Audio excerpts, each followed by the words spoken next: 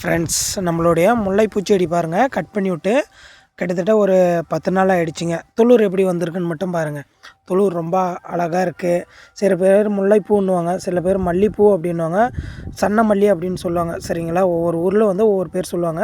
துளிர் பாருங்கள், நம்மளுக்கு வந்து கட் பண்ணி விட்டு 10 டேஸ் ஆகிடுச்சு. கட் பண்ணதுலேருந்து நம்ம செடியை வந்து நல்லா வந்து தண்ணி விடாமல் நல்லா காய விட்டுருந்தோம். பூமி வந்து நல்லா காஞ்சிருந்துச்சி. அதனால் காஞ்சதுனால என்னாச்சுன்னா, துளிர் வந்து எல்லா இடத்துலையுமே துளிர் வெடித்து வந்துடுச்சு.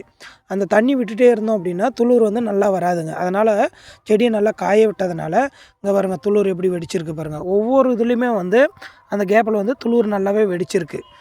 இந்த மாதிரி துளிர் வெடித்ததுக்கப்புறம் ஒரு 2 டேஸ் கழித்து நம்ம வந்து தண்ணி விட போகிறோம். தண்ணி விட்டதுக்கப்புறம் தான் என்ன ஆகும் அப்படின்னா, துளிரும் வந்து நல்லா ஸ்ட்ரென்த்தாக வந்து வளரும். இது வளர்ந்ததுக்கப்புறம் என்ன பண்ணும் அப்படின்னா, அம்மை நோய் பிரச்சனை வரும் நம்மளுக்கு. அம்மை நோய் பிரச்சனை வருது அப்படின்னா, நம்ம இதுக்கு வந்து முன்னாடியே நம்ம மருந்து கொடுத்துடணும். அந்த அம்மை நோய்ன்றது ஒன்றும் இல்லை, இந்த இலையில் இருக்குது பாருங்கள், அந்த இலையில் பார்த்திங்கன்னா புள்ளி புள்ளியாக வருங்க. அந்த அம்மை நோய் பிரச்சனைக்கு மருந்து வந்து கண்டிப்பாக நம்ம கொடுத்து ஆகணும்.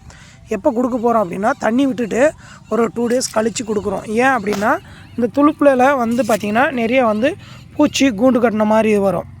ப்ளஸ் வந்து புழுவும் கொஞ்சம் அட்டாக் ஆகும். அந்த அட்டாக் ஆகாமல் இருக்கிறதுக்காக நம்ம கண்டிப்பாக வந்து இதுக்கு மருந்து கொடுக்க போகிறோங்க. ஒவ்வொரு இதுலேயும் செடியிலையுமே வந்து நல்லாவே துளிர் எடுத்துருக்குங்க. இங்கே பாருங்கள், என்ன அழகாக துளிர் எடுத்துருக்கு பாருங்கள். இந்த ஒவ்வொரு ஜாயிண்ட்லையுமே வந்து இந்த அளவுக்கு துளிர் எடுத்துருக்கு. ஓகேங்களா, இதே மாதிரி தான் ஒவ்வொரு செடியிலையுமே நல்லா துளிர் எடுத்துருக்கு.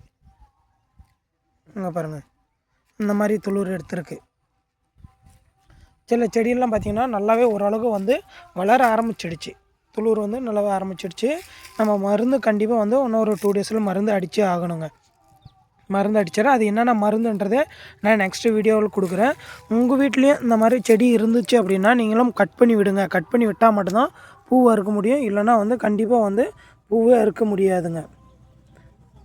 பாருங்கள், சின்ன குச்சியில் இருந்து கூட நல்லாவே வந்து கிளப்பிடுவீங்க. இது வந்து ஒரு 2 இல்லைனா 3 டேஸில் பார்த்திங்கன்னா நல்லாவே வந்து ஓரளவுக்கு வந்து வளர்ந்துருங்க. வளர்ந்ததுக்கப்புறம் பார்த்திங்கன்னா அதிலிருந்து சின்னதாக மறுபடியும் வந்து கிளப்பிரிஞ்சு நம்மளுக்கு வந்து அரும்பு வந்து நிறையா கொடுக்குங்க. ஓகேங்க, தேங்க்யூ ஃப்ரெண்ட்ஸ். என்னோடய யூடியூப் சேனல் அப்படியே சப்ஸ்கிரைப் பண்ணிக்கோங்க.